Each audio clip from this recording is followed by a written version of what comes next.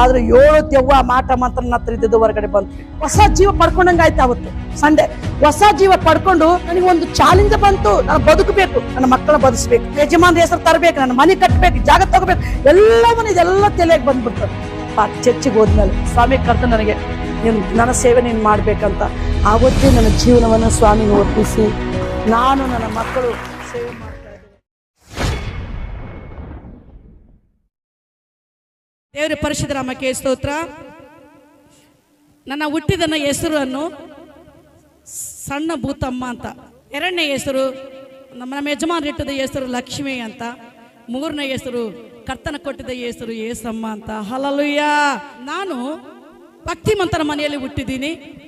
ನಮ್ಮ ತವರು ಮನೆಯವರು ಬಹಳ ಭಕ್ತಿಮಂತರು. ಅದೇ ಭಕ್ತಿಯನ್ನು ನಮ್ಮ ತಂದೆ ತಾಯಿ ನನಗೆ ಏನು ಕಲಿಸಿದಾರಂದ್ರೆ ಅದೇ ಭಕ್ತಿಯನ್ನು ನನಗೆ ಅದೇ ರೀತಿಯಾಗಿ ಆ ಭಕ್ತಿಯನ್ನು ನಾನು ಹಿಂಬಾಲಿಸ್ತಾ ಇತ್ತು. ಒಂದು ಕಡೆಗೆ ದೇವರ ಪೂಜೆ ಸಾಯಂಕಾಲ 6 ಗಂಟೆ ಆದರೆ ಇನ್ನೊಂದು ಕಡೆ ನಮ್ಮ ಯಜಮಾನರನ್ನು ಕೂಡಿಸ್ತಾ ಇದೆ.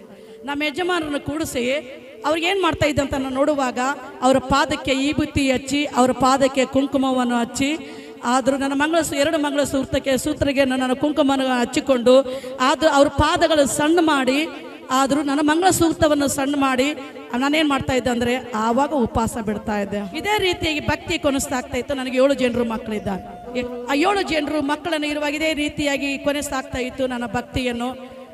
ಒಂದು ಸಂದರ್ಭದಲ್ಲಿ, ಒಂದು ಸಮಯದಲ್ಲಿ ಲಗ್ನ ಸಂದರ್ಭವನ್ನು ಬರುವಾಗ ಆ ಲಗ್ನದಲ್ಲಿ, ನಮ್ಮ ಅಕ್ಕನ ಮಗಳ ಲಗ್ನದಲ್ಲಿ ಒಬ್ಬ ಮಂತ್ರವ್ಯಾಧಿನನ್ನು ನಮ್ಮ ಯಜಮಾನರು ಎದುರು ಹಾಕ್ಕೊಂಡ್ರು.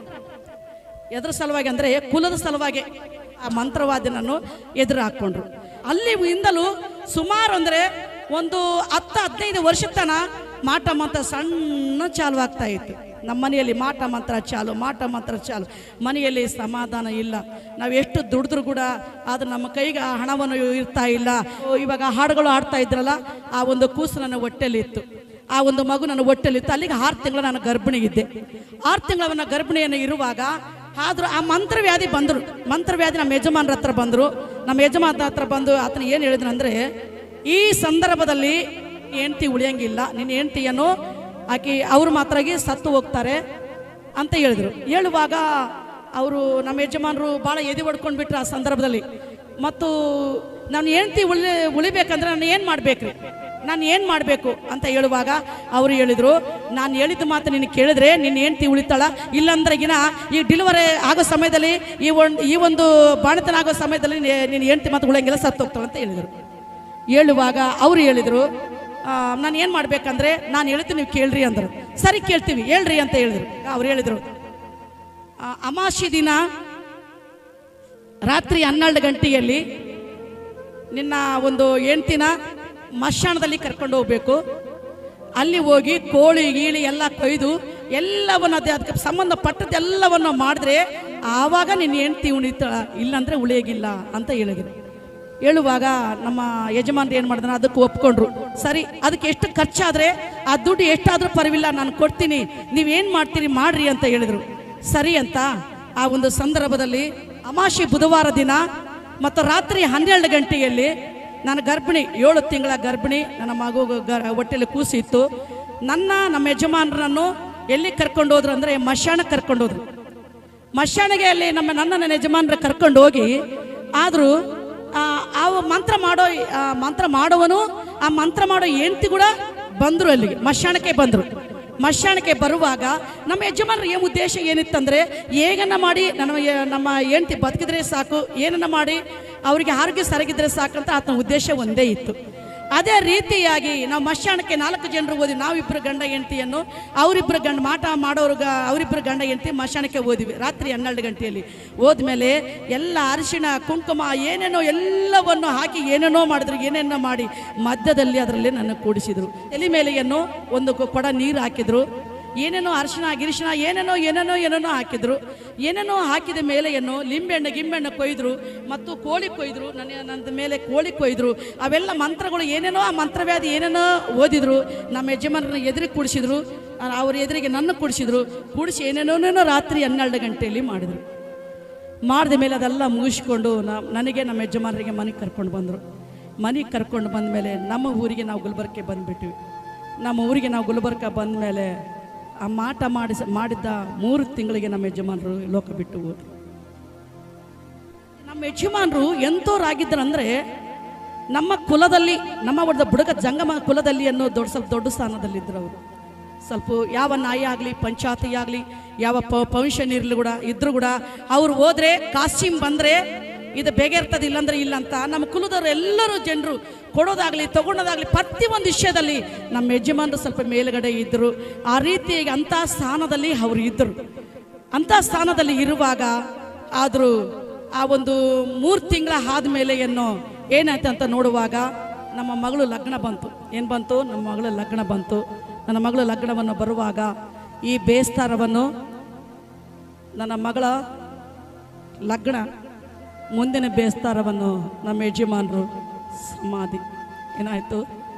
ಸಮಾಧಿ ಆಯಿತು. ಅಲ್ಲಿಗೆ ಎಷ್ಟು ತಿಂಗಳಾಯಿತು? ನನಗೆ 9 ತಿಂಗಳ ಗರ್ಭವತಿ ಆದ ನಾನು. ಲಗ್ನದಲ್ಲಿ ನಮ್ಮ ಯಜಮಾನರು ನಮ್ಮ ಮಂದಿಯಲ್ಲಿ ಆಗಿನ ಕಾಲದಲ್ಲಿ, ಇವಾಗ ಯೇಸು ಸ್ವಾಮಿ ಸ್ವೀಕಾರ ಮಾಡ್ಕೊಂಡಿದ್ವಿ, ಪಾಪದಿಂದಲೂ ಶಾಪದಿಂದಲೂ ದೇವರು ನಮ್ಮನ್ನೆಲ್ಲರನ್ನ ಬಿಡಿಸಿ ದೇವರು ಏನು ಮಾಡಿದಾನೆ ಅಂದರೆ ಒಂದು ಉನ್ನತ ಸ್ಥಾನದಲ್ಲಿ ತಂದಿದ್ದಾನೆ. ಆವಾಗ ನಮ್ಮ ಕುಲದಲ್ಲಿ ಭಾಳ ಕುಡಿತಾ ಇದ್ರು ಲಗ್ನದಲ್ಲಿ. ಅದೇ ರೀತಿಯಾಗಿ ನಮ್ಮ ಯಜಮಾನರು ಆ ಸಂದರ್ಭದಲ್ಲಿ ಭಾಳವನ್ನು ಫುಲ್ಲು ಕುಡಿದ ನಿಷೇಧದಲ್ಲಿ ಆತನ ದವ ತಗೊಂಡು ಭಾಳ ಹೆಚ್ಚು ಕಮ್ಮಿ ಆಯಿತು. ಆ ಒಂದು ಹೆಚ್ಚು ಕಮ್ಮಿ ಆದ ತಕ್ಷಣನೇ ನಾವೇನು ಮಾಡಿದೀವಿ ಅಂದರೆ ದವಾಖಾನೆಗೆ ಆತನ ಕರ್ಕೊಂಡು ಹೋದ್ವಿ. ಮನೆಯಿಂದ ಆತನ ಸ್ವಲ್ಪ ಹುಷಾರವಾಗಿದ್ದ. ದವಾಖಾನೆ ಕರ್ಕೊಂಡು ಹೋಗುವಾಗ ಆದರೂ ನಮ್ಮ ಪಾಟ್ರು ಎಷ್ಟು ದಿನ ಆಯ್ತು? 11 ವರ್ಷ ಹಬ್ಬ ಬಂದರೆ 12 ವರ್ಷ ನಮ್ಮ ನಾನಿಗಿದ್ದ ನೋಡು, ಅಷ್ಟನೇ ಇದ್ದನು ನಮ್ಮ ಪಾಟ್ರು. ಮಗನಿಗೆ ಕರೆದನು, ದೊಡ್ಡ ಮಗನಿಗೆ ಕರೆದನು. ಏನಂತ ಕರೆದನು ಅಂದರೆ ಒಂದು ಮಾತು ಆತನ ಹೇಳಿದನು. ಏನು ಹೇಳಿದನಂದರೆ, ಮಂಜು ನೋಡು, ನಾನು ಸತ್ತು ಹೋಗ್ತೀನಿ, ನಿಮ್ಮ ತಾಯಿನನ್ನು ಸರಿಯಾಗಿ ನೀವು ನೋಡ್ಕೋಬೇಕು.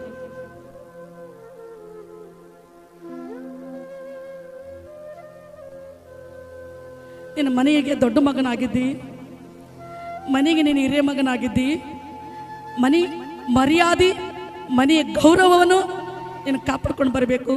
ನಿಮ್ಮ ತಾಯಿನನ್ನು ನೀವು ಸರಿಯಾಗಿ ನೋಡ್ಕೋಬೇಕು ನೋಡು ಅಂತ ಈ ರೀತಿಯಾಗಿ ಆತನಿಗೆ ಒಂದು ಮಾತವನ್ನು ಆತನ ಹೇಳಿದನು. ಹೇಳಿದ ಮೇಲೆ ನಾವು ಡೌಕನ ಕರ್ಕೊಂಡು ಹೋದ್ವಿ. ಡೌಕನ ಕರ್ಕೊಂಡು ಹೋದ್ಮೇಲೆ ನಾನು ತುಂಬ ಗರ್ಭಿಣಿ ಇದ್ದೀನಿ. ಆ ಸಂದರ್ಭದಲ್ಲಿ ಗರ್ಭಿಣಿ ಇದ್ಮೇಲೆ ಅಲ್ಲಿ ಡೌಕನ ಕರ್ಕೊಂಡೋಗಿ ಅಡ್ಮಿಟ್ ಮಾಡಿದ್ರು. 3 ಜನರನ್ನು ಕಲಿತು ನಮ್ಮ ಯಜಮಾನರ ಕಿವಿಯಲ್ಲಿ ಊದಿದ್ರು. ಅವರು ಏನಂತ ಊದಿದ್ದಾರೆ ಅಂದರೆ, ಇವಾಗ ಪೊಲೀಸರು ಬರ್ತಾರೆ, ನಿನಗೆ ಇನ್ಕಮ್ ಮಾಡ್ತಾರೆ. ಇನ್ಕಮ್ ಮಾಡಿದ ಮೇಲೆ ನೀನು ಏನು ಹೇಳ್ಬೇಕಂದ್ರೆ, ಯಾರು ಕುಡಿ ಅಂತ ಹೇಳಿದ್ರಂತ ಹೇಳ್ಬೇಕಂದ್ರೆ ನಿನ್ನ ಹೆಂಡ್ತಿ ಮೇಲೆ ಹೇಳ್ಬೇಕು. ನನ್ನ ಹೆಂಡ್ತಿ ಕುಡಿ ಅಂದಳು, ನಾನು ಕುಡ್ದೀನಿ ಅಂತ ಹೇಳ್ಬೇಕು ನೀನು. ಆತನ ಏನು ಮಾಡಿದನಂದರೆ, ಪೊಲೀಸರು ಬಂದ ಮೇಲೆ ನನ್ನ ಹೆಸರೇ ಹೇಳಿದನು. ಯಾರು ಕುಡಿ ಅಂತ ಹೇಳಿದ್ರಂದರೆ, ನನ್ನ ಹೆಂಡ್ತಿ ದವ ತಗೊಂತ ಹೇಳಿದಾಳೆ, ನಾನು ತಗೊಂಡಿದ್ದು. ಇದು ಸತ್ಯ. ಇದು ಅಪರಾಧ ಅಂದರೆ ಅಪರಾಧ. ಎಲ್ಲ ಡಾಕ್ಟ್ರುಗಳನ್ನು ಕಾಲ ಮೇಲೆ ನಾನು ಬಿದ್ದೆ. ಎಲ್ಲ ಡಾಕ್ಟ್ರುಗಳು ಕಾಲ ಮೇಲೆ ಬಿದ್ದೆ. ತುಂಬ ಗರ್ಭಿಣಿ, ಊಟ ಇಲ್ಲ, ನೀರಿಲ್ಲ. ಅವ್ರ ಕಾಲ ಮೇಲೆ ನಾನು ಬಿದ್ದು ಏನು ಹೇಳಿದೆ, ಅಯ್ಯ ನೀವೇನನ್ನಾಗಲಿ, ನಮ್ಮ ಯಜಮಾನ್ರಿ ಎಷ್ಟನ್ನಾಗಲಿ ನೀವು ಕಾಪಾಡ್ಕೊಂಡು ಬರ್ರಿ, ನನ್ನ ಮನೆ ಇದೆ, ನನಗೆ ಜಾಗ ಇದೆ, ಎಲ್ಲ ಮಾರ್ತೀನಿ, ನಾನು ಎಲ್ಲ ದುಡ್ಡು ಖರ್ಚು ಮಾಡ್ತೀನಿ, ಆದರೆ ಆತನ ಕಾಪಾಡ್ರಿ ಅಂತ ಹೇಳುವಾಗ ಅವ್ರು ಹೇಳಿದರು, ಸರಿಯಮ್ಮ ನೀನೇ ಎದೆ ಹೊಡ್ಕೋಬೇಡ, ನಿಮ್ಮ ಯಜಮಾನರು ಸರಿಗೆ ಆಗ್ತಾರ ಅಂತ ಹೇಳಿದರು. ಸರಿ ಅಂತ ಅದೇ ರೀತಿಯಾಗಿ ಅವ್ರು ಹೇಳಿದ ಪ್ರಕಾರ ನಮ್ಮ ಯಜಮಾನರು ಸರಿಯಾಗಾದ್ರಿ. ನಮಗೆ ಭಾಳ ಖುಷಿ ಆಯಿತು. ಭಾಳ ಸರಿಯಾಗಿ ಅವ್ರು ಹೇಳಿದರು, ನಡಿ ಮನೆಗೆ ಹೋಗೋಣ, ಮನೆಗೆ ಹೋಗೋಣ ನಡಿ, ನಾವು ಡಿಸೈಡ್ ಮಾಡ್ಕೊಂಡು ಮನೆಗೆ ಓಡ್ಬೇಡೋಣ. ಮಕ್ಳು ಹೆಂಗಿದ್ದಾರೆ, ಅವ್ರು ಹೆಂಗಿದ್ದಾರೆ, ಇವ್ರು ಹೆಂಗಿದ್ದಾರ, ನನ್ನ ಮಗಳಿಗೆ ಯಾವ ಸೀರೆ ತೊಗೊಂಡು ಬಂದಿರಂತ ಈ ರೀತಿ ಎಲ್ಲ ಕೇಳಲಿಕ್ಕೆ ನನಗೆ ಚಾಲು ಮಾಡಿದ್ರು. ಸರಿ ಅಂತ ಹೋಗ್ಬೇಕು. ನಮ್ಮ ಮನೆಗೆ ಅವ್ರು ಸರಿಯಾಗಾದ್ರು, ಇವಾಗ ನಾನು ಹೆಂಗಿದ್ದೀನಲ್ಲ ಅದೇ ರೀತಿಗೆ ಆದರು.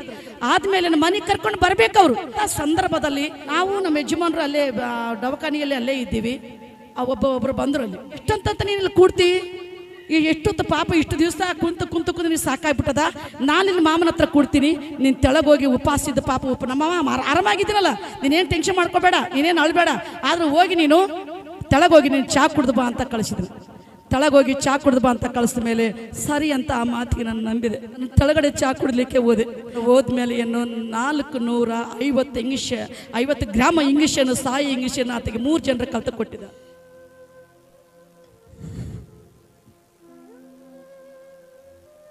ಇಂಗ್ಲೀಷನ್ನು ಅವ್ರಿಗೆ ಕೊಟ್ಟಿದ ಮೇಲೆ ಆದರೂ ನಾನು ಚಾ ಕುಡಿದು ಬಂದಮೇಲೆ ಆತನ ರೀತಿಯೇ ಬದಲಾವಣೆ ಆಗಿಬಿಡ್ತು. ಆತನ ಮಾತೇ ಬದಲಾವಣೆ ಆಗ್ತಾ ಆತನ ಏನು ಮಾಡಿದ ಅಂತ ನೋಡುವಾಗ ನನಗೆ ಕೇಳಿದನು, ಆತ ಮಾತಾಡಿದ ಲಾಸ್ಟ್ ಮಾತು 2 ಮಾತು, ನೀನು ಚಹಾ ಕುಡ್ದು ಬಂದಿಯಲ್ಲ ಅಂತ ಹೇಳಿದ್ರು. ಆಯ್ತು, ನಾನು ಚಹಾ ಕುಡ್ದು ಬಂದೀನಿ ಅಂತ ಹೇಳಿದೆ. ಹೇಳುವಾಗ ನಿನ್ನ ಕೈ ಕೊಡು ಅಂತ ಹೇಳಿದರು. ಕೈ ಕೊಡುವ ಅಂತ ಕೇಳುವಾಗ ನಾನು ಕೈ ಕೊಟ್ಟೆ. ಇದೇ ಕೈ ಕೊಡುವಾಗ ಆತನ ತೆರೆಗುಂಬ ತೆಳಗೆ ಹಿಂಗೆ ಇಟ್ಕೊಂಡನು. ಆತನು ಎಲ್ಲವನ್ನು, ಆತನ ಹೊಟ್ಟೆಯಲ್ಲಿ ಏನಿದೆಯಲ್ಲ ಎಲ್ಲವನ್ನು ನನಗೆ ಹೇಳಿದನು. ಹೇಳಿದ ಮೇಲೆ ಇನ್ನು ಭಾಳ ಹೆಚ್ಚಾಯಿತು ಆತನಿಗೆ. ಅದು ಸಾಯಿ ಇಂಗ್ಲೀಷನ್ನು ಕೊಟ್ಟ ಮೇಲೆ ಏನು ಹೆಚ್ಚು ಕಮ್ಮಿ ಭಾಳ ಹೆಚ್ಚು ಕಮ್ಮಿ ಆಯಿತು. ಹೆಚ್ಚು ಕಮ್ಮಿ ಹೋದ್ಮೇಲೆ ಆ ದವಾಖಾನೆಯಲ್ಲಿ ನಮ್ಮ ಕೈಲಾಗಿಲ್ಲ. ಇನ್ನೊಂದು ದವಾಖಾನೆ ತೊಗೊಂಡೋದ್ವಿ. ಇನ್ನೊಂದು ದವಾಖಾನೆ ತೊಗೊಂಡೋದ್ಮೇಲೆ ಅಲ್ಲಿ ಏನು ಆತನ ಪ್ರಾಣವನ್ನು ಬಿಟ್ಟನು. ಎಲ್ಲ ಮಕ್ಕಳು ಚಿಕ್ಕವರು, ಪಾಟ್ರು ಒಬ್ಬರೇ, ಹಬ್ಬ ಬಂದರೆ 11 ವರ್ಷ ಇರ್ಬೋದು ಅಷ್ಟೇ. ಎಲ್ಲರೂ ಇವಾಗ ಎಲ್ಲ ಭಾಷೆ ಮಕ್ಕಳು ಏನೋ ಇದು ಮಾಡ್ದಿಲ್ಲ. ಆ ಕೂಸು ಎಷ್ಟಿತ್ತಂದರೆ 3 ವರ್ಷ ಕೂಸಿತ್ತು. ಪೀಟ್ರು ಹೊಟ್ಟೆಲಿದ್ರು. ಎಲ್ಲ ಸಣ್ಣ ಮಕ್ಕಳು ಚಿಕ್ಕ ಎಲ್ಲ ಚಿಕ್ಕ ಮಕ್ಕಳಿದ್ರು. 3 ವರ್ಷ 4 ವರ್ಷ ಅಂಥ ಸಂದರ್ಭದಲ್ಲಿ ಹೊಟ್ಟೆಲಿ ಒಂದು ಕೂಸಿತ್ತು. ಆ ಸಂದರ್ಭದಲ್ಲಿ ಆತ ನಮ್ಮನ್ನು ಬಿಟ್ಟು ಆತನ ಲೋಕವನ್ನು ಹೊಂಟು ಹೋದನು. ಮನೆಗೆ ಪೊಲೀಸರು ಬಂದರು. ಪೊಲೀಸರು ಮನೆಗೆ ಬಂದ ಮೇಲೆ ಏನು ಅವ್ರು ಇನ್ಕಮ್ ಮಾಡಿದರು. ಕಾಸಿನ ಹೆಂಡತಿ ಎಲ್ಲಿದ್ದಾಳಂತೆ ಕೇಳಿದ ಮೇಲೆ ಏನು ನಮ್ಮ ಜನ ಎಲ್ಲ ಹೇಳಿದರು, ಇಲ್ಲೇ ಇದ್ದಾರೆ ನೋಡ್ರಿ, ಕಾಸಿನ ಹೆಂಡತಿ ಇಲ್ಲಿದ್ದಾಳೆ ನೋಡ್ರಿ ಅಂತ ಹೇಳಿದರು. ಹೇಳುವಾಗೆ ಆ ಪೊಲೀಸರು ಹೇಳಿದರು, ಅಮ್ಮ ಸಾಹೇಬ್ ಕರಿತಾ ಇದ್ದಾರೆ, ನೀನು ಪೊಲೀಸ್ ಸ್ಟೇಷನ್ ಬರ್ಬೇಕಂತಮ್ಮ, ಸಾಹೇಬ್ ಕರೀತಾರೆ ಅಂತ ಹೇಳಿದರು. ಸರಿ ಸರ್ ಬರ್ತೀನಿ ಅಂತ. ಒಂದು ಕಡೆ ದುಃಖ, ನನ್ನ ಜೀವ ಹೆಂಗಿರ್ತದೆ ಅಂದರೆ ಆವಾಗ ಹೋಗ್ತದೋ ನನ್ನ ಜೀವ ಈಗ ಹೋಗ್ತದೋ ಅಂತ ಪರಿಸ್ಥಿತಿಯಲ್ಲಿ ನಾನಿದ್ದೆ. ಇರುವಾಗ ಆದರೂ ಇಬ್ಬರು ಪೊಲೀಸರು ಬಂದು ಆಟೋದಲ್ಲಿ ನನ್ನ ಕೂಡಿಸಿಕೊಂಡ್ರು. ಆ ಪೊಲೀಸರು ನೋಡಿ ಎಲ್ಲರೂ ಅಂಜಿಕೊಂಡು ತಮ್ಮ ಮನೆಗಳಲ್ಲಿ ಸೇರಿದ ಮೇಲೆ ಏನು ಆದರೂ ನನ್ನ ಜೊತೆ ಯಾರು ಆತ ಸಂದರ್ಭದಲ್ಲಿ ಯಾರೂ ಬರಲಿಲ್ಲ. ಆ ಸಮಯದಲ್ಲಿ ಪೊಲಿಟಿಷನ್ಗೆ ಕರೆದು ಒಂದಿನ ಎಲ್ಲಿದೆ ಶಪ, ಎಲ್ಲಿದೆ ದವಾಖಾನೆಯಲ್ಲೇ ಇದೆ, ಬಸವದ್ರ ದವಾಖಾನೆಯಲ್ಲೇ ಸೇಪಾವಿದೆ. ನನ್ನ ಪರಿಸ್ಥಿತಿ ನೋಡಿದ್ರೆ ಹಿಂಗೆ, ಮಕ್ಕಳು ನೋಡಿದ್ರೆ ಅಳ್ತಾ ಇದ್ದಾರೆ. ನಮ್ಮ ಅಮ್ಮ ತಂದೆ ಅಂತ ಮಕ್ಕಳು ಅಳ್ತಾ ಇದ್ದಾರೆ. ಅಂಥ ಪರಿಸ್ಥಿತಿಯಲ್ಲಿ ಯಾರು ನನ್ನ ಜೊತೆ ಪೊಲೀಸ್ ಸ್ಟೇಷನ್ಗೆ ಬರಲಿಲ್ಲ. ಸಬ್ ಇನ್ಸ್ಪೆಕ್ಟರ್ ಕೇಳಿದರು, ಅಮ್ಮ ಕಾಶಿನ ಹೆಂಡ್ತಿ ನೀನೇ ಅಂತ ಕೇಳಿದ್ರು. ಹೌದು ಸರ್ ನಾನೇ ಸರ್ ಅಂತ ಹೇಳಿದೆ. ಹೇಳುವಾಗ ಅವರು ಪೊಲೀಸರ ಕಡೆ ನನ್ನ ಕಡೆ ನೋಡಿದ್ರು, ಪೊಲೀಸರ ಕಡೆ ನೋಡಿದ್ರು, ನನ್ನ ಕಡೆ ನೋಡಿದ್ರು, ಪೊಲೀಸರ ಕಡೆ ನೋಡಿದ್ರು. ನೋಡಿ ಅವ್ರು ಹೇಳಿದರು, ಈ ಒಂದು ಹೆಣ್ಮಗಳನ್ನ ಯಾರು ಕರ್ಕೊಂಡು ಬಾ ಅಂತ ಹೇಳಿದ್ದಾರೆ. ನನಗೆ ಈಗ ಅನಿಸ್ತಾ ಇದೆ, ದೇವರು ಒಂದು ಪ್ರಣಾಳಿಕ, ದೇವ್ರದ್ದು ಒಂದು ನಿಗಾ, ದೇವ್ರದ್ದು ಒಂದು ಆವಾಗಲೇ ದೇವ್ರನ್ನ ನಿಡ್ಕೊಂಡಿದ್ದಾರೆ. ಆದರೆ ದೇವ್ರನ್ನ ನಿಡ್ಕೊಂಡಿದ್ದಾರೆ ನನಗೆ ಗೊತ್ತಿಲ್ಲ, ಈಗ ಗೊತ್ತಾಗ್ತಾ ಇದೆ ದೇವ್ರನ್ನ ನಿಡ್ಕೊಂಡಿದ್ದಾರೆ ಅಂತ. ಹಲ್ಲೆಲೂಯಾ.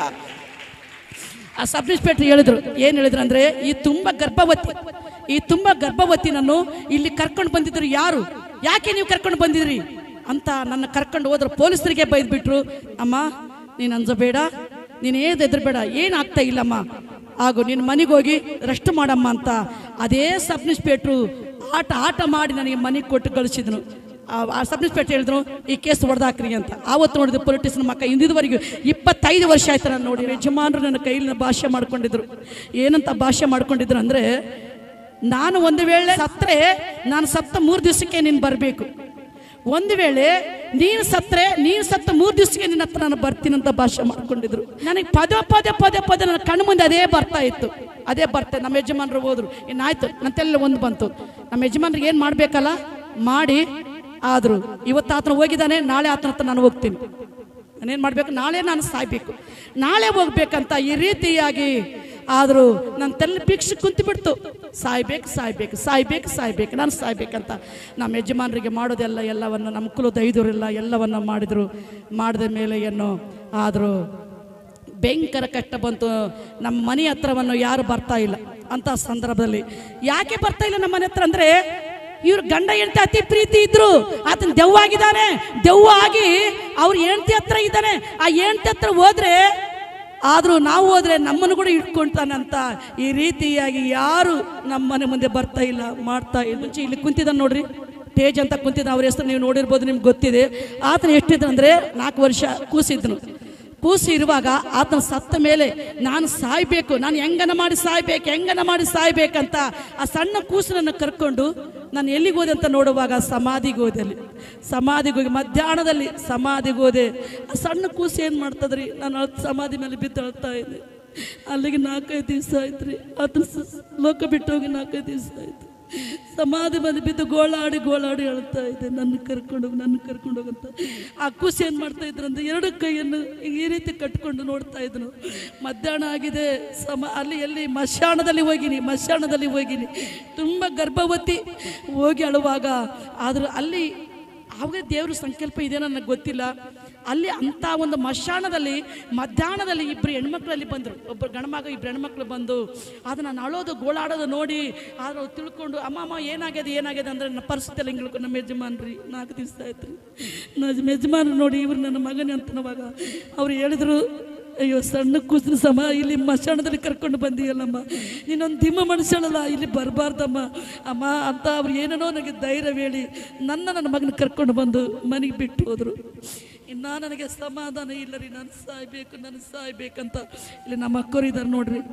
ಅವ್ರು ನನಗೇನು ಮಾಡ್ತಾ ಇದ್ರು ಅಂದರೆ ನನ್ನ ಶರೀಗಿಗೆ ಅವರು ಎಲ್ಲಿ ರಾತ್ರಿ ಹೋಗಿ ನಮ್ಮ ಮನೆ ಪಕ್ಕದಲ್ಲಿ ಬಾಯಿ ಬಿತ್ತು, ರಾತ್ರಿ ಹೋಗಿ ಅವ್ರ ಬಾಯಲ್ಲಿ ಬೀಳ್ತಾರೇನೋ ಅಂತ ನನ್ನ ಅವ್ರ ಶರೀಗಿಗೆ ಗಂಟು ಹಾಕ್ಕೊಂಡು ಅವ್ರು ಮಲ್ಕೊತಾ ಇದ್ರು.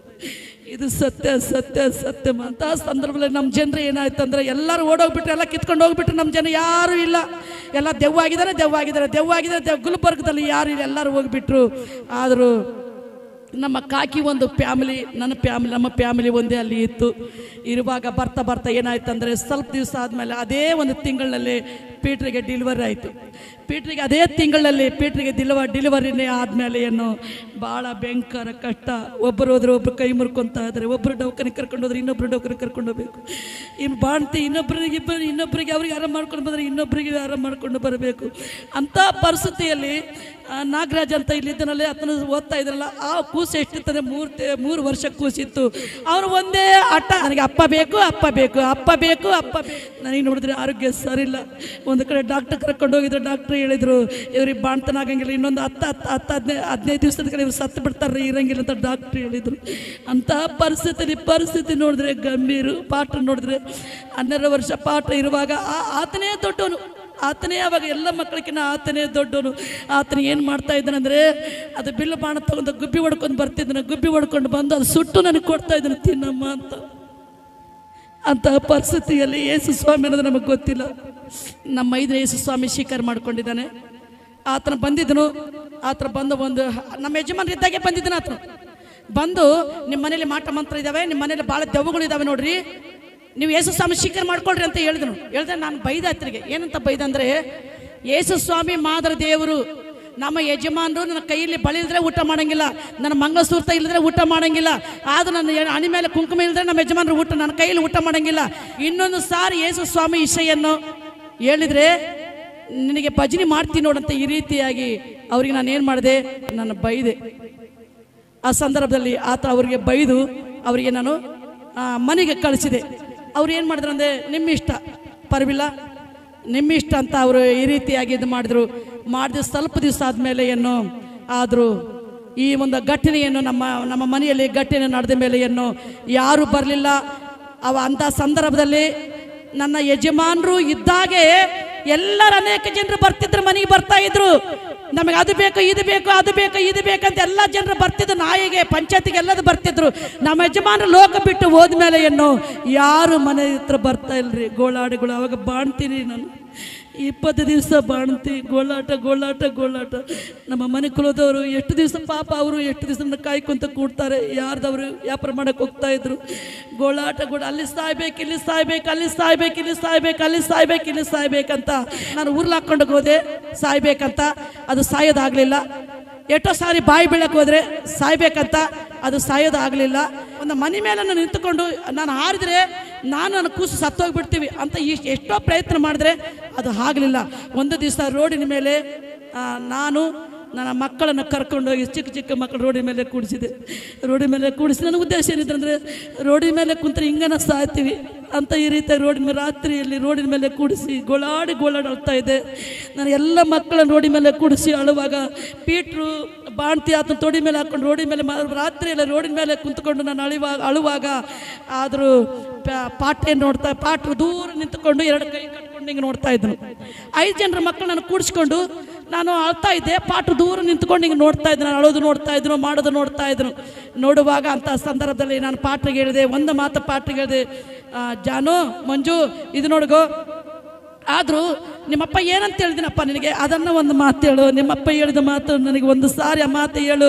ನಿಮ್ಮಪ್ಪ ಹೇಳಿದ್ರಲ್ಲ, ತಾಯಿನ ಸರಿಯಾಗಿ ನೋಡ್ಕೋ, ನಿಮ್ಮ ತಾಯಿನ ಸರಿಯಾಗಿ ನೋಡ್ಕೋ, ಮನೆ ಪರಮದಿ ಕಾಪಾಡ್ಕೊಂಡು ಬಾ ಮಂಜು, ನೀನೇ ಮನೆಗೆ ದೊಡ್ಡ ಮಗನ, ಅದನ್ನು ಒಂದು ಮಾತು ನನಗೆ ನೆನಪು ಮಾಡಪ್ಪ ಅಂತ ನಾನು ಹೇಳುವಾಗ, ಆದರೂ ಅದ್ರ ಕೈ ಕಟ್ಕೊಂಡು ಸುಮ್ಮನೆ ನೋಡ್ತಾ ಇದ್ರು. ನಮ್ಮ ಕುಲದವ್ರು ಬಂದು ಎಲ್ಲರೂ ನಮಗೆ ಅದು ಇದು ಹೇಳಿ ನನ್ನ ಮನೆಗೆ ಕರ್ಕೊಂಡು ಹೋದ್ರು. ಮನೆಗೆ ಕರ್ಕೊಂಡು ಹೋದ್ಮೇಲೆ ಆದರೂ ಇನ್ನು ನನಗೆ ಸಾಯ್ಬೇಕಂತ ತಲೆಯಲ್ಲಿ ಇರುವಾಗ ಒಂದು ದಿವಸ ಏನಾಯ್ತು ಅಂತ ನೋಡುವಾಗ, ನಮ್ಮ ಸತ್ಯನಾರಾಯಣ ಅಂತ ನಮ್ಮ ತಮ್ಮ ಇದ್ದಾನೆ, ಆತನ ಕರೆದು ತಮ್ಮ, ನಾನು ನಿನ್ನ ಒಂದು ಹೆಸರ ಮೇಲೆ 50,000 ರೂಪಾಯಿ ಬ್ಯಾಂಕಿನಲ್ಲಿ ಇಡ್ತೀನಿ, ಆದರೂ ನನ್ನ ಮಕ್ಕಳನ್ನ 10 ವರ್ಷ ತಾನ ನೀನು ಸಾಕಂತ ಹೇಳಿದೆ. ಅಂದರೆ ನನ್ನ ಆ ತಲೆಯಲ್ಲಿ ಆಲೋಚನೆ ಏನಿತ್ತಂದರೆ, ನನ್ನ ಮಕ್ಕಳಿಗೆ ಯಾರಿಗನ್ನ ಒಪ್ಪಿಸಿ ನಾನು ಆತ ಹತ್ರ ಹೋಗ್ಬೇಕು, ನಾನು ಸಾಯ್ಬೇಕಂತ ಇದು ಉದ್ದೇಶ ಇತ್ತು. ಆದರೂ ಆತನಿಗೆ ಹೇಳಿದೆ, ನಾನು 50,000 ನನ್ನ ಹೆಸರ ಮೇಲೆ ಬ್ಯಾಂಕ್ನಲ್ಲಿ ಇಡ್ತೀನಿ, ನನ್ನ ಮಕ್ಕಳನ್ನ 10 ವರ್ಷ ತನ ಸಾಕಂದ್ರೆ ಆತನ ಹೇಳಿದ್ರು, 50,000 ಅಲ್ಲ, 1,00,000 ರೂಪಾಯಿ ಬ್ಯಾಂಕ್ನಲ್ಲಿ ನನ್ನ ಹೆಸರು ಇಟ್ಟರು ಕೂಡ ನಿನ್ನ ಮಕ್ಕಳು ನಾನು ಸಾಕಾಗಿಲ್ಲ. ನಿನ್ನ ಹೆಸರು ಹೇಳ್ತಾರಲ್ಲಕ್ಕ, ನಮ್ಮ ಹೆಸರು ಹೇಳಂಗಿಲ್ಲ ಆತನಂದು. ಇನ್ನು ಮನಸ್ಸಿಗೆ ನನಗೆ ನೋವಾಯಿತು. ಇನ್ನಾದ್ಮೇಲೆ ಅಲ್ಲಿಗೆ ಎಷ್ಟು ತಿಂಗಳಾಯ್ತು ಅಂದರೆ 5 ತಿಂಗಳಾಯ್ತು. ನಮ್ಮ ಯಜಮಾನರು ಸರಿ ಹೋಗಿ 5 ತಿಂಗಳಾದ್ಮೇಲೆ ನಮ್ಮ ಕುಲದವ್ರು ಎಲ್ಲರೂ ಏನು ಹೇಳ್ತಾ ಇದ್ದಾರೆ, ಇದೇ ರೀತಿ ಹಿಂಗೆ ಇರಬಾರ್ದು, ಪದ್ಧತಿ ಪ್ರಕಾರ ನೇಮದ ಪ್ರಕಾರ ತವ್ರ ಮನೆಗೆ ಹೋಗಿ ಸೀರೆ ಮಾಡ್ಕೊಂಡು ಬಾವಾಗು ಅಂತ ಅನೇಕ ಜನರು ಹೇಳುವಾಗ ಅವರು ಕರೆಯೋಕ್ಕೆ ಬರ್ತಾ ಇಲ್ಲ, ಅವ್ರು ಕರಿತಾ ಇಲ್ಲ. ಅದು ನೀನನ್ನ ಹೋಗಿ ಅಲ್ಲಿ ಬಟ್ಟೆ ಮಾಡ್ಕೊಂಡು ಬಾವಾಗು ಅಂತ ಹೇಳುವಾಗ ನಾನು ಏನು ಮಾಡಿದೆ ಅಂದರೆ, ಹಿರಿಯರ ಮಾತು ಕೇಳಬೇಕು ಅಂದ್ರೆ ದೈವದವ್ರ ಮಾತು ಕೇಳಬೇಕಂತ ಚಿಕ್ಕ ಮಕ್ಕಳು ಬಾಣ್ತಿ ನಾನು ಅಲ್ಲಿಗೆ ಇಟ್ಟು ಅಂದರೆ, ಆದರೂ 3 ತಿಂಗಳ ಬಾಣ್ತಿ, ಖುಷಿಗೆ ಬಾಣ್ತಿ, ಆ ಬಾಣ್ತಿನ ಕಟ್ಕೊಂಡು, ಆ ಖುಷಿನ ಕಟ್ಕೊಂಡು, ಮಧ್ಯ ಖುಷಿನ ಕಟ್ಕೊಂಡು 5 ಜನರ ಮಕ್ಕಳು ಚಿಕ್ಕ ಕರ್ಕೊಂಡು ತವ್ರ ಮನೆಗೆ ಹೋದೆ. ತವ್ರ ಮನೆಗೆ ಎದಕ್ಕೆ ಹೋಗ್ತಾರೆ, ನಾನಲ್ಲಿ ಅವ್ರ ಮೇಲೆ ಅವರಿಗೆ ಭಾರ ಹಾಕಿ ನಾನು ಸಾಕಬೇಕಂತ ಅವ್ರ ಹತ್ರ ಹೋಗಿಲ್ಲ. ದೈವದವರು ಈ ರೀತಿಯಾಗಿ ಹತ್ತಿ ಹೊಡ್ಕೊಂತದ, ಅವ್ರ ಹತ್ರ ಹೋಗಿ ಒಳ್ಳೇದು ಕೆಟ್ಟದ್ದು ಮಾಡ್ಕೊಂಡು ಬಾ, ಅವ್ರಂತ ಕರೆಗೆ ಬಂದಿಲ್ಲ, ನೀನಾದರೂ ಹೋಗು ಅಂತ ಹೇಳುವಾಗ ಈ ವಿಷಯಕ್ಕಾಗಿ ನಾನು ಹೋದೆ. ಚಿಕ್ಕ ಮಕ್ಕಳು ರಾತ್ರಿ ಬಸ್ನಲ್ಲಿ ಹಾಕ್ಕೊಂಡು ಹೋದ್ಮೇಲೆ ಅಲ್ಲಿಗೆ 4 ದಿವಸ ಆಯ್ತು. ತವ್ರ ಮನೆಗೆ ಹೋದೆ. ಅಲ್ಲಿಗೆ ಅವರು ಏನು ಮಾಡ್ದಂತ ನೋಡುವಾಗ, ಆ ಒಂದು ಸಮಯದಲ್ಲಿ ಒಂದು ದಿವಸ ನಮ್ಮಣ್ಣ ಹೇಳಿದನು, ಹೆಂಗೈದನು ನಿನ್ನ ಮಕ್ಕಳು ಅಂತ ಹೇಳಿದ್ರು. ನಾನು ಒಂದು ಮಾತು ಹೇಳಿದೆ, ಅಣ್ಣ, ತಂದೆ ಇಲ್ಲದ ಮಕ್ಕಳು ಇನ್ನು ಹೆಂಗಿರ್ತಾರಣ್ಣ, ಇನ್ನು ಹೆಂಗಿರ್ತಾರೆ ತಂದೆ ಇಲ್ಲದ ಮಕ್ಕಳು ಅಂತ ಹೇಳುವಾಗ ಅದು ನನಗೆ ಆ ಮಾತು ನನಗೆ ಮನಸ್ಸು ಭಾಳ ಪೆಟ್ಟಾಗಿಬಿಡ್ತು. ಹಾಗೆ ಅದರಲ್ಲೇ ಕೊರಗ್ತಾ ಇದ್ದೆ. ಆದರೂ ಒಂದು ದಿವಸ ಈ ಕೂಸು ಇಲ್ಲಿ ಟೇಜನ್ನ ಕೂಸು ಅಣ್ಣನಿದ್ರು, ಇನ್ನೊಂದು ಕೂಸು ಪರ್ಸನ್ ಅಂತ ಅವರು ಒಂದು ದಿವಸ ಅಳ್ತಾ ಇದ್ರು. ನಾಲ್ಕು ಆಕಲೆ ತಿಂದು ಅಂತ ಅಳುವಾಗ ಒಬ್ಬ ತಾಯಿಗೆ ಹೋಗಿ ನನಗೆ ಕೇಳಿದೆ, ಅಮ್ಮ ಯಮ್ಮನ ಮುದ್ದಾಗಿದ್ದ ಉಂಟೆ ಬಿಟ್ಟುತ್ತಾರೆ ಇವರೆಲ್ಲ ಹಾಕಲ್ಕೊಂಡ್ರು ಅಂತ ಏನೇನಿದ್ರು ಕೊಡಮ್ಮ, ನನ್ನ ಮಕ್ಕಳು ಹಸ್ಕೊಂಡ್ರು ಅಂತ ಹೇಳುವಾಗ ಆಕೆ ಹೇಳಿದ್ರು, ಎಲ್ಲಿಂದ ತರಬೇಕಮ್ಮ, ಇನ್ನೂ ಮಾಡಿಲ್ಲ ಅಂತ ಹೇಳಿದ್ರು. ಇನ್ನು ಮನಸ್ಸಿಗೆ ಭಾಳ ನೋವಾಯಿತು. ಇನ್ನು ನೋವು ಆದಮೇಲೆ ಇಲ್ಲಿ ಇರಬಾರ್ದು ಅಂತ ಗೋಳಾಡ್ತಾ ಇದ್ದೆ. ಆತನಿಗೆ ಎಲ್ಲ ನಾನು ಅಳೋದು ಮಾಡೋದಿಲ್ಲ, ಆತನಿಗೆ ಅರ್ಥ ಆಗ್ತದೆ. 12 ವರ್ಷ ಖುಷಿ ಎಲ್ಲಗೆ ಅರ್ಥ ಆಗ್ತದ. ಆತನ ಒಂದು ಮಾತು ಏನು ಹೇಳಿದ್ರು ಅಂದರೆ, ಅಮ್ಮ ನಾವು ಇಲ್ಲಿರೋದು ಬೇಡ, ಹೋಗೋಣ ನಡಿ, ನಮ್ಮ ತಂದೆ ಮನೆಗೆ ನಾವು ಹೋಗೋಣ ನಡಿ ಅಂತ ಜಾನ್ ಪಾಟ್ರಿ ಹೇಳುವಾಗ, ಆದರೂ ರಾತ್ರಿಯಲ್ಲೇ ಹೆಂಗೆ ಹೋಗ್ಬೇಕು, ಈ ಚಿಕ್ಕ ಮಕ್ಕಳು ಕಟ್ಕೊಂಡು ಆ ದೇಶ ಬಿಟ್ಟು ನಾನು ಈ ದೇಶಕ್ಕೆ ಹೆಂಗೆ ಬರಬೇಕು, ಹೆಂಗೆ ಹೋಗ್ಬೇಕು. ಆದರೂ ಅದೇ ರೀತಿಯಾಗಿ ಇವತ್ತು ರಾತ್ರಿ ಕಾಲ ಕಳೆದು ಮುಂಜಾನೆ ಹೋಗ್ಬೇಕಂತ ಅದೇ ಅಣ್ಣನ ಮನೆ ಮುಂದೆ ನಾನು ರಾತ್ರಿ ಬೆಳಿಗ್ಗೆ ಹಿಂಗೆ ಬಾಗಲ ಬೆಳಗ್ಗೆ ಒಂದು ಗೋಣಿ ಚೀಲ ಹಾಕ್ಕೊಂಡು ತನ್ನ ಮಕ್ಕಳನ್ನೆಲ್ಲರನ್ನ ಮಲಗಿಸಿ ಅವ್ರು ಊಟ ಮಾಡಂತ ಹೇಳಿದ್ರು. ನನಗೆ ಊಟ ಹೋಗಂಗಿಲ್ಲ ರೀ, ಬೇಡ, ನನ್ನ ಮಕ್ಕಳು ಊಟ ಮಾಡಿದ್ರೆ ಸಾಕಂತ ನನ್ನ ಶರೀರನ 7-6 ಜನರ ಮಕ್ಕಳ ಮೇಲೆ ಈ ರೀತಿಯಾಗಿ ಬಚ್ಚಿ ರಾತ್ರಿ ಕಾಲ ಕಳೆದು, ಅವತ್ತು ರಾತ್ರಿ ಮಕ್ಕಳಿಗೆಲ್ಲ ಕಾಲ ಕಳೆದು ಮುಂಜಾನೆ ಹೇಳಿದೆ ನಾನು, ಅಣ್ಣ ನಮ್ಮ ಊರಿಗೆ ನಾನು ಹೋಗ್ತೀನಿ, ಗಂಡನ ಮನೆಗೆ ನಾನು ಹೋಗ್ತೀನಿ ಅನ್ನುವಾಗ ಆತನ ಹೇಳಿದನು, ಮತ್ತು ಯಾವಾಗ ಬರ್ತೀಯಮ್ಮ ಅಂತ ಹೇಳಿದನು.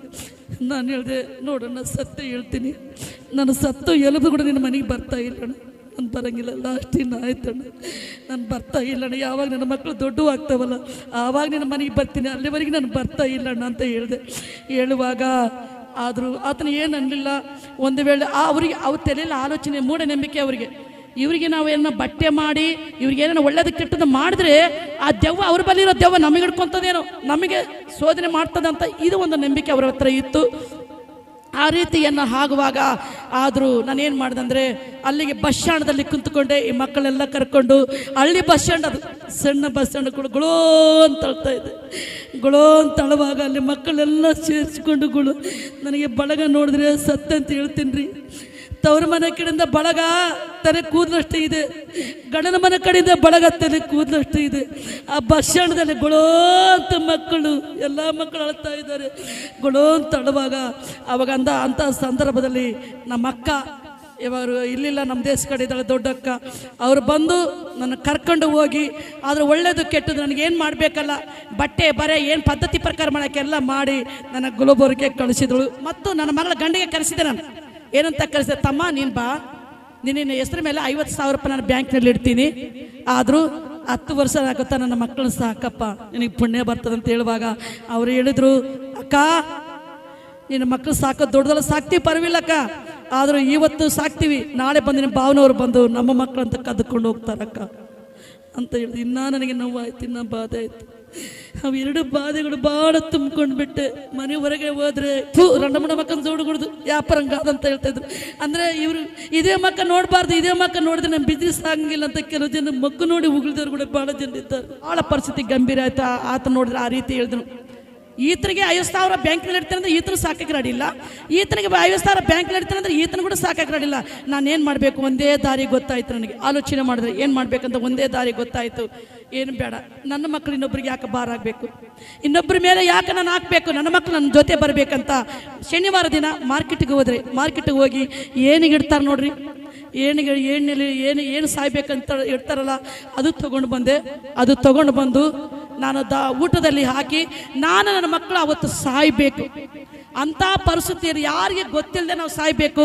ಯಾರಿಗೆ ಯಾಕೆ ಹೇಳ್ಬೇಕು, ಯಾರಿಗೆ ಹೇಳಿದ್ರು ಕೂಡ ಅವ್ರ ಮನಸ್ಸು ಬೇಜಾರು ಮಾಡ್ಕೊತಾರೆ. ಯಾಕೆ ಹೇಳ್ಬೇಕು, ನಾನು ಸತ್ತ ಮೇಲೆ, ನಾನು ನನ್ನ ಮಕ್ಕಳು ಸತ್ತ ಮೇಲೆ ಅವ್ರು ಬಂದು ನೋಡಬೇಕು, ಅಲ್ಲಿವರೆಗೆ ಯಾರಿಗೆ ಹೇಳ್ಬೇಡ ಅಂತ ಹೇಳ್ಬಾರ್ದು ಅಂತ ನನ್ನ ತಲೆಯಲ್ಲಿ ಇತ್ತು. ತಲೆಯಲ್ಲೇ ಇದ್ದ ಮೇಲೆ ಏನು ಅದು ಎಲ್ಲ ಮಾರ್ಕೆಟ್ಗೆ ಹೋಗಿ ಏನು ಇಡೋದು ಒಂದು ದವನ ತೊಗೊಂಡು ಬಂದು ಊಟದಲ್ಲಿ ಹಾಕಿ ಅಡುಗೆ ಮಾಡಿದೆ. ಅವತ್ತು ಸಾಯ್ಬೇಕಂತ ನಾನು ನನ್ನ ಮಕ್ಕಳು ಸಾಯ್ಬೇಕಂತ ಪ್ರಯತ್ನ ಮಾಡಿದ್ವಿ. ಅಷ್ಟರೊಳಗೆ ದೇವ್ರ ಸಂಕಲ್ಪ ಏನೋ, ದೇವ್ರ ಉದ್ದೇಶ ಏನೋ, ನಮ್ಮ ನಾದ್ನಿ ಬಂದ್ಲು. ನಮ್ಮ ಮನೆಗೆ ಸಾಲಮ್ಮ ಅಂತ ಅವ್ರು ನನ್ನ ಮನೆಗೆ ಬಂದರು. ಬಂದಮೇಲೆ ಅವ್ರು ಹೇಳಿದರು, ಏನು ಹೇಳಿದ್ರು ಅಂದರೆ, ಏನೋ ಒಂದು ಥರ ಇದ್ದೀನಿ, ಇವತ್ತೇನೋ ನಿಮ್ಮ ಪ್ರಾಣಕ್ಕೆ ಏನೋ ಮಾಡ್ಕೊಂಡಪ್ಪಲೇ ನಾನು ಕಾಣಿಸ್ತಾ ಇದೆ ಅಂತ ಹೇಳಿದ್ರು.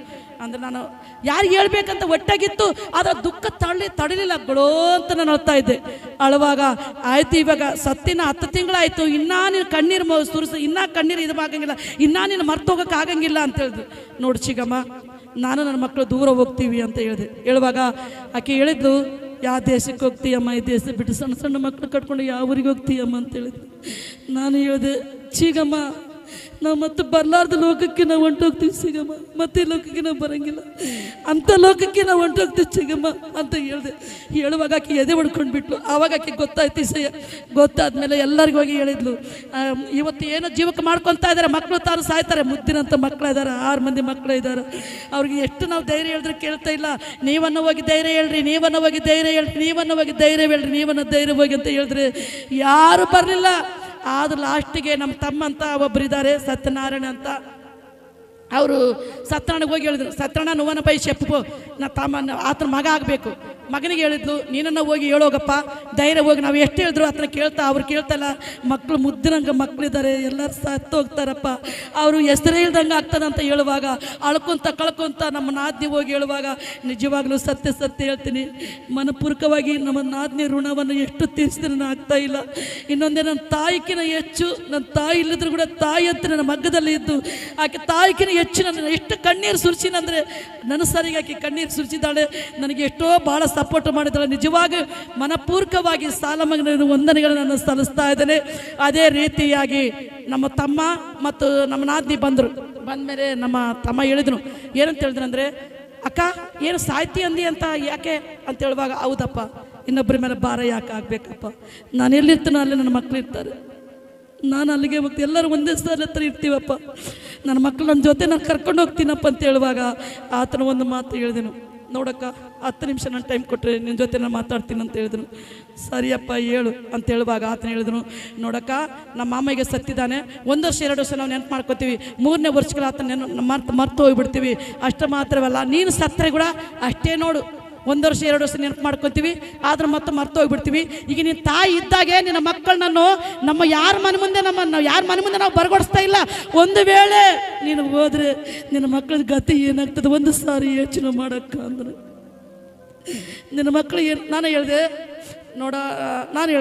ಇಲ್ಲಪ್ಪ ನನ್ನ ಮಕ್ಕಳು ಬಿಟ್ಟು ಹೋದ್ರೆ ಅಲ್ಲ, ನನ್ನ ಮಕ್ಕಳು ನನ್ನ ಜೊತೆ ನಾನು ಕರ್ಕೊಂಡು ಹೋಗ್ತೀನಿ ಅನ್ನುವಾಗ ಆತನ ಹೇಳಿದ್ರು, ನೋಡಕ್ಕ ನನ್ನ ಮಾತು ಕೇಳು, ಒಂದು ಮಾತು ಕೇಳು, 10 ವರ್ಷ ಆದರೆ ನಿನ್ನ ಮಕ್ಕಳ ಕೈ ಬಂದರೆ ನಿನಗೆ ರಾಣಿ ಹಂಗೆ ನೋಡ್ಕೊತಾರಕ್ಕ.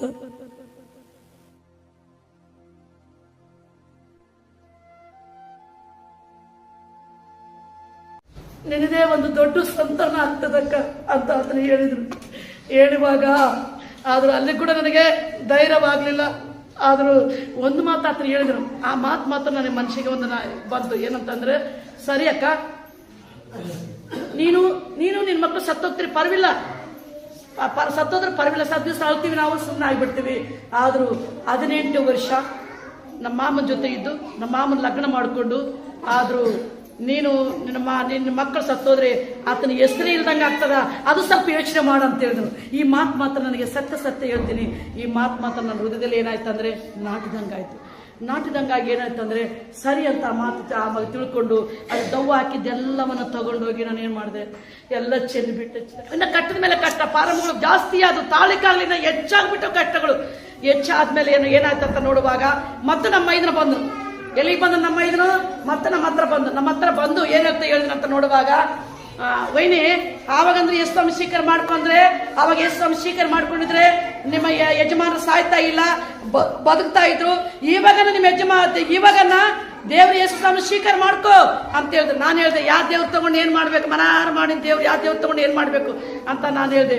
ಆತನ ಹೇಳಿದ್ರಂದ್ರೆ, ಎಲ್ಲಾ ದೇವ್ರುಗಳು ನೋಡಿದೆಯಲ್ಲ, ಯೇಸು ಸ್ವಾಮಿ ಶಕ್ತಿ ನೋಡು, ಆ ದೇವ್ರ ಶಕ್ತಿ ಒಂದು ಸಾರಿ ನೋಡು, ಯೇಸು ಸ್ವಾಮಿ ಶಕ್ತಿ ಎಷ್ಟಿದೆ ನೋಡು, ಒಂದು ಸಾರಿ ನೋಡು ಅಂತ ಹೇಳಿದ್ರು. ಚರ್ಚಿ ಬಾ ಅಂತ ಚರ್ಚಿ ಕರ್ಕೊಂಡೋದ್ರು. ನಮ್ಮ ಮೈದನ ಬಂದು ನನಗೇನ್ ಮಾಡಿದೆ ಅಂತ ನೋಡುವಾಗ ಚರ್ಚಿಗೆ ಕರ್ಕೊಂಡೋದ್ರು. ಚರ್ಚಿಗೆ ನಮ್ಮ ಮೈದನ ಕರ್ಕೊಂಡೋಗಿ, ಆದ್ರೂ ಅಲ್ಲಿ ಚರ್ಚಿಗೆ ಹೋಗಿದ್ದೊಂದ ನಾನು ಇದಾದ ಒಳಗಡೆ ಕೂಡ್ಲಿಕ್ಕೆ ಆಗ್ತಾ ಇಲ್ಲ. ನಮ್ಮ ಆತ್ಮಿಕ ತಂದೆ ತಾಯಿ ಸನ್ಮಾನ ಪಾಠ ಇದ್ದಾರೆ. ಆ ಚರ್ಚಿಗನ್ನ ಕರ್ಕೊಂಡು ಹೋದ್ಮೇಲೆ ಮುಗಿಯೋತನ ಕೂಡಿಸಿದ ಮೇಲೆ ನನ್ನ ತಲೆ ಮೇಲೆ ಕೈ ಇಟ್ಟು ನಮ್ಮ ತಾತ್ಮಿಕ ತಂದೆ ಸನ್ಮಾನ ಪಾತ್ರೆ ಮಾಡಿದ್ಮೇಲೆ ಆದ್ರೂ 7 ದೆವ್ವ ಮಾಟ ಮಂತ್ರ ಹತ್ರ ಇದ್ದಿದ್ದು ಹೊರಗಡೆ ಬಂತು. ಹಲ್ಲೆಲೂಯಾ. ಬಂದ ಮೇಲೆ ಏನಾಯ್ತಂದ್ರೆ, ನನಗೇನೋ ಒಂದು ಹೊಸ ಜೀವ ಪಡ್ಕೊಂಡಂಗಾಯ್ತು. ಅವತ್ತು ಸಂಡೆ ಹೊಸ ಜೀವ ಪಡ್ಕೊಂಡು ಏನಾಯ್ತಂದ್ರೆ, ನನಗೆ ಒಂದು ಚಾಲೆಂಜ್ ಬಂತು. ನಾನು ಬದುಕಬೇಕು, ನನ್ನ ಮಕ್ಕಳ ಬದುಕಬೇಕು, ನನ್ನ ಮಕ್ಕಳ ಬದುಕಬೇಕು, ನಮ್ಮ ಯಜಮಾನ ಹೆಸರು ತರಬೇಕು, ನನ್ನ ಮನೆ ಕಟ್ಟಬೇಕು, ಜಾಗ ತಗೋಬೇಕು, ಎಲ್ಲವನ್ನ ಇದೆಲ್ಲ ತಲೆಗೆ ಬಂದ್ಬಿಡ್ತದೆ. ನಮ್ಮ ಯಜಮಾನದೆಲ್ಲ ಹೋಗ್ಬಿಡ್ತು, ಆದ್ರೆ ಇದೆಲ್ಲ ತಲೆಗೆ ಬಂದ್ಬಿಡ್ತು. ಚರ್ಚಿಗೆ ಬಂದ ಮೇಲೆ ಹಂಗೆ ಬರ್ತಾ ಚರ್ಚಿಗೆ ಹೋಗ್ತಾ ಇದ್ದೇವೆ. ಯೇಸು ಸ್ವಾಮಿನ ನಾವು ಸ್ವೀಕಾರ ಮಾಡ್ಕೊಂಡಿವಿ. ನಾನು ನನ್ನ ಮಕ್ಕಳು ಎಲ್ಲರೂ ಸ್ವೀಕಾರ ಮಾಡ್ಕೊಂಡಿವಿ. ನಾನು ಬಿಸಿನೆಸ್ ಮಾಡ್ತಾ ಇದ್ದೆ. ಸ್ವಾಮಿ ಕರೆದು ನನಗೆ, ನನ್ನ ಸೇವೆ ನೀನು ಮಾಡ್ಬೇಕಂತ. ಆವತ್ತೇ ನನ್ನ ಜೀವನವನ್ನು ಸ್ವಾಮಿನ ಒಪ್ಪಿಸಿ ನಾನು ನನ್ನ ಮಕ್ಕಳು ಸೇವೆ ಮಾಡ್ತಾ ಇದ್ದೇವೆ. 6 ಜನರು ಸೇವೆ ಮಾಡ್ಬೇಕಪ್ಪ, ನನ್ನ ಮೊಮ್ಮಕ್ಕಳು ಕೂಡ ಸೇವೆ ಮಾಡ್ಬೇಕಪ್ಪ, ನನ್ನ ಮಕ್ಕಳು ಕೂಡ ನೀನು ಸೇವೆ ಮಾಡ್ಬೇಕು ತಂದೆ, ನಿನ್ನ ಋಣ ನಾವು ತೀರ್ಸ್ಕೋಬೇಕಪ್ಪ ಅಂತ ಈ ರೀತಿಯಾಗಿ ನಾನು, ನನ್ನ ಫ್ಯಾಮಿಲಿ, ನನ್ನ ಮೊಮ್ಮಕ್ಕಳతో ಸಹ ಈ ಕರ್ತನಾದ ಯೇಸು ಸ್ವಾಮಿ ಈ ಸಮಯದಲ್ಲಿ ನಮ್ಮೆಲ್ಲರೂ ನಮ್ಮ ಫ್ಯಾಮಿಲಿ ಏನು ಸೇವೆಯನ್ನು ಉಪಯೋಗಿಸ್ಕೊಂಡಿದ್ದಾನೆ. ಕರ್ತನಾದ ಯೇಸು ಸ್ವಾಮಿ ಸ್ವೀಕಾರ ಮಾಡ್ಕೊಂಡಿದ್ದಕ್ಕಾಗಿ ನಾನು, ನನ್ನ ಮಕ್ಕಳನ್ನು ದೇವರು ಕಾಪಾಡ್ಕೊಂಡು ಬಂದಿದ್ದಾರೆ. ಅನೇಕ ಜನರು ಕುಲದವರು ಕೂಡ ನಮಗೆ ಸಪೋರ್ಟ್ ಮಾಡಿದ ಧೈರ್ಯ ಹೇಳಿದ್ದಾರೆ. ಅವರೆಲ್ಲರಿಗೆ ನಾನು ಮನಪೂರ್ವಕ ವಂದನೆಗಳು ಸಲ್ಲಿಸ್ತಾ ಇದ್ದೇನೆ. ಈ ಸಾಕ್ಷಿ ಕೇಳಿದ ನಿಮ್ಮೆಲ್ಲರಿಗೆ ನಾನು ವಂದನೆಗಳು ಸಲ್ಲಿಸ್ತಾ ಇದ್ದೇನೆ.